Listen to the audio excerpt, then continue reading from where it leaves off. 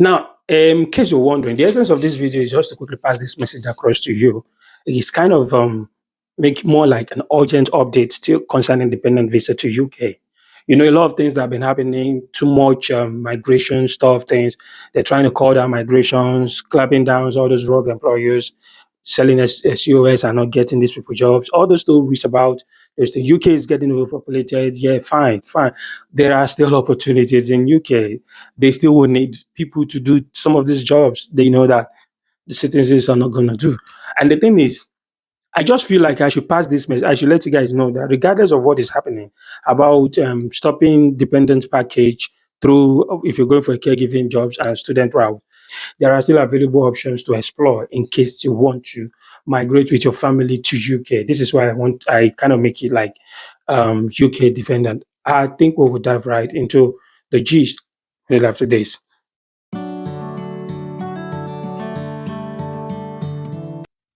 All right. See, I really do not want to waste more time on this one, and I believe this would either be one of my shortest video, not this short video kind of one of my shortest video because I just want to drop the hint, and I'm not going to say much by kind of mentioning this, showing you proof. All those things is pure, it's legit. It's really pure, it's legit. But there's something I want us to understand about this migration, coming online to find out how to get some infos and do them yourself. Please note one thing. There are some things you will never get directly online because bringing the whole thing on board would not help you.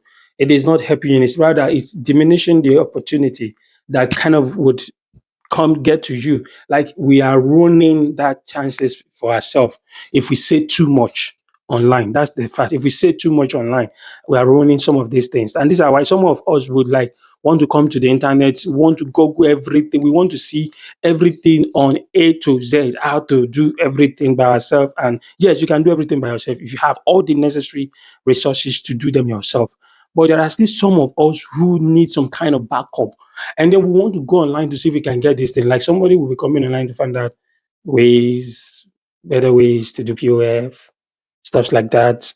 You know, now, if somebody will come online and begin to tell you how to go about it, how to go about, do this, do that, do this, do that, is the person really helping you? No, it's not helping you. It's ruining the chances for you because the same way the information is available for you online, it's definitely also exposed to anybody anywhere online. What makes you think this immigration tool would not be like checking our social media handles and saying what we're actually saying and probably getting to know our tricks ahead in case we're playing some kind of tricks?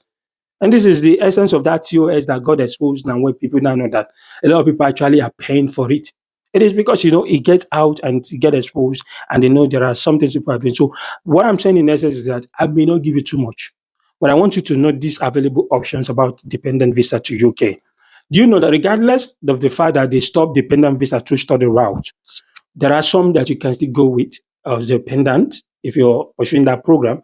For instance, if you're going for a PhD program, of course, PhD programs are kind of like work kind of related because they are more like a research based program. And if you're research based, you are either probably assisting some professors and students like you would also be getting more like maybe you could be more of a teaching assistant to some professors. So they kind of embedded, they carried what kind of infused together. So whenever anyone is going for a PhD program, they still can go with their dependent. So the UK dependent stop package that has been stopped for study route for masters. You PhDs are exempted. If you are going for a PhD program, you can go with your dependent. That's option number one. I hope you know that. So in case you have masters, you want to take out your time to find out any PhD programs where you can actually go with your dependent, you may start doing your research on it. Okay.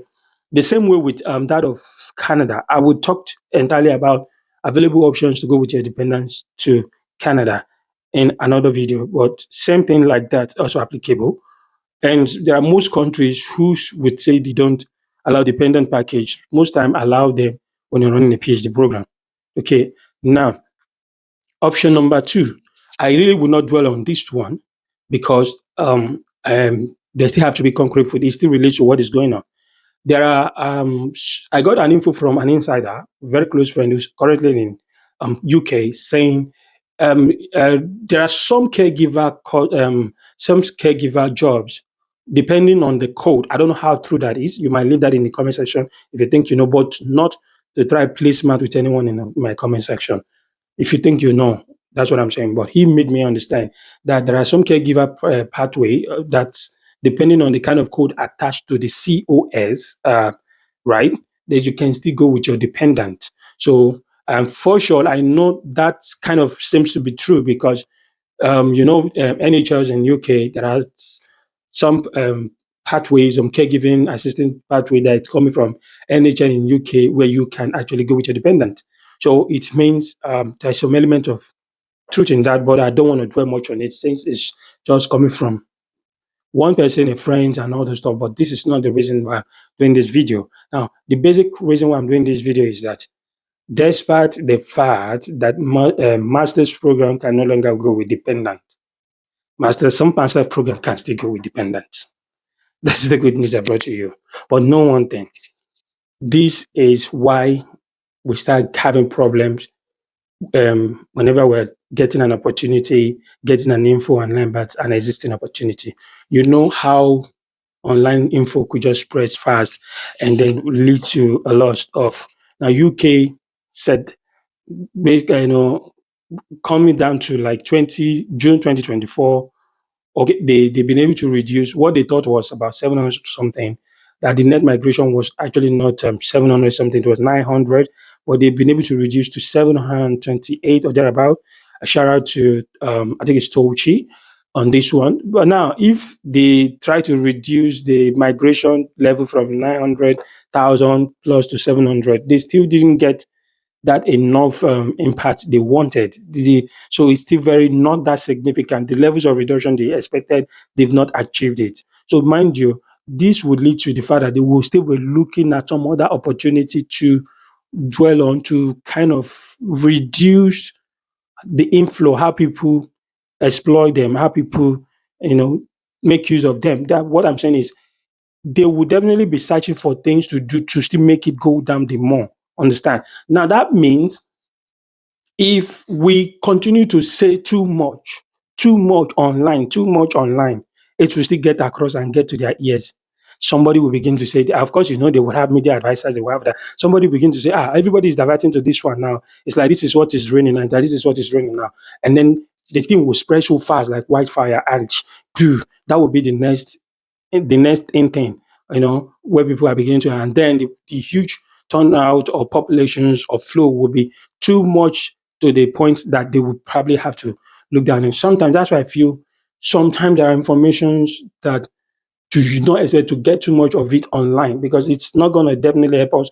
It's kind of affecting us in the long run. So we should actually be communicating. Don't mind this story this time. But I do not know why people will reach out to me through email and forget that I am a hustler like them. The same opportunity you're looking for was what I was looking for back then, or what I looked out for, and that brought me here. And I'm still looking out for more opportunity to grow beyond where I am. You know that I'll have my own kind of life too. I have my hustling moment, I have my schooling time, and there are things I will do. So you reach out to me, you wanted me to assist you or do something to you, and I will say, okay, there is little to what I can just be doing on email, typing something like that, responding to your email. Let's take it out from the email to one-on-one conversation. Let's take it straight to, phone dialogue. All I have to do for me to know that you are serious, okay, I tell you to pay maybe 30K in our whatever consultation fees I will ask them. And then they disappear. Do you just expect me? No, let's even deal with this thing. In fact, do you expect me to just continue to sit on my email? Like I respond the first question, I respond the second question, then I'll just continue to take your hand and begin to guide you from start to finish without even considering that, okay, these guys too would, you understand. What is it? What am I really doing? What is it in to be? How do I know that I'm not just wasting my time? So I would see the seriousness if I ask you for that few things, because it's just to take it. It would be easy for me to send you voice notes. It would be easy for me to just receive your call one day and we'll talk, talk, talk, talk. I would have been able to explain so many things other than just, that's it. So asking you for that word consultation, I don't really see a big deal in it. I'm just saying it. I'm not trying to kind of get anybody angry. I think, plus, I don't see anything in it when I would tell you want my service. I'll tell you, okay, this is how it's going to go. After responding your first and second email, let's take it out of the email, pay that few consultation fee, let's talk more on phone, and then they will disappear. Well, that's just it. I'm only saying my mind. I don't see any big deal in that. That's that and that. I have to explain all this whole process. Now, let me re-emphasize on this opportunity. There are some master's courses that you can do that would allow you to go with your dependent. Good news. I have one of them. Okay, let me probably let the cat out of the bag. Let me just tell you what it is. And I think this will be enough for you in case you want to reach out to me, you want my help. Um, you will be those that are serious that really want me to go beyond that just level. Let's go straight to the next level. Consulting and I take care of it. This package is for my partner, it's for my business partner. That is currently in Canada, and he has proof to that. And this is his job and it is his own offer. Now I'm only trying to market for him, kind of independently, one way or the other, as we're working as a team. So I will not be doing him any good if I just come online and begin to say everything about his offer or his package without his proper permission. So there is little to what I would say, but I just want you to know that there are some master's program that will allow you to go with your dependent to UK currently. And the few tips I will give you is that these programs are also research-based masters. Note, because PhD are research-based courses, so there are some few masters program that are research-based called masters that will allow you to go with dependent. This is how far I can give you. I am not supposed to come and be mentioning schools, but my partner has one particular schools that is as low as £9,000 per year for 1 year course, and then you are to just pay £4,000 deposit, and then you go ahead with your visa processings and you and your dependent to go. Imagine you're able to still go with your dependent and one of your spouse, the other spouse, that which your spouse will be doing the full-time work on a dependent package to balance up the remaining fee. So this school is very affordable and that's why it's highly competitive. For that reason, people tend to attack the admission early enough. Now, admission is currently ongoing for September next year. They kind of always admit foreign students for every September. So the admission is kind of going for September next year, which means people have started applying even since this September, October this year. So the more you attack it early enough, the better the opportunity for you to get admission because before you know it, they'll just say they are feed up.